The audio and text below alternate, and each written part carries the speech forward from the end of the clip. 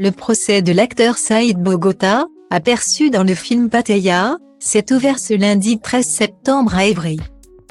Dans l'Essonne, l'homme est accusé, avec 2 complices, d'avoir enlevé et torturé un adolescent de 17 ans le 14 décembre 2018. C'est l'acteur, vu notamment dans le film Taxi 5, qui aurait commandité cette opération. La raison ? Il reprochait à sa victime de lui avoir ravi son ex-petite copine.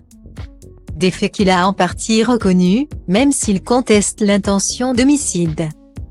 Le jour des faits, la victime travaillait dans un garage d'Ivry-sur-Seine, dans le Val-de-Marne.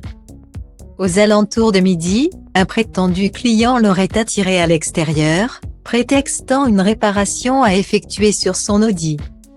L'adolescent aurait alors été forcé à monter dans le véhicule, où il aurait été frappé et dépouillé de son téléphone. C'est alors que Saïd Bogota l'aurait interrogé sur ses relations sexuelles avec son exemple. Il l'aurait ensuite forcé à appeler le garage pour qu'il demande à s'absenter. Puis la jeune femme, afin qu'il l'insulte et lui dise qu'il la quitte. Une scène d'horreur sur laquelle le journal Le Parisien vient de faire de nouvelles révélations.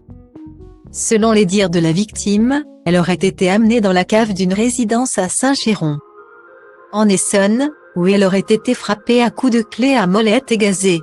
Ses bourreaux l'auraient même forcée à ingurgiter de l'acide chlorhydrique.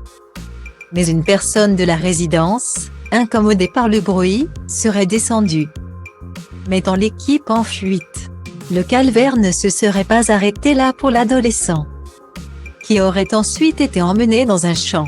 Bien que sonné, il aurait surpris une conversation terrifiante entre ses ravisseurs.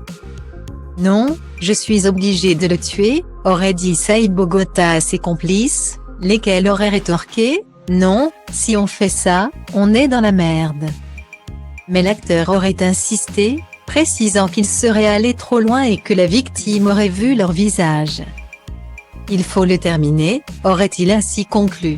C'est alors qu'il lui aurait tiré en pleine tête avec un flashball.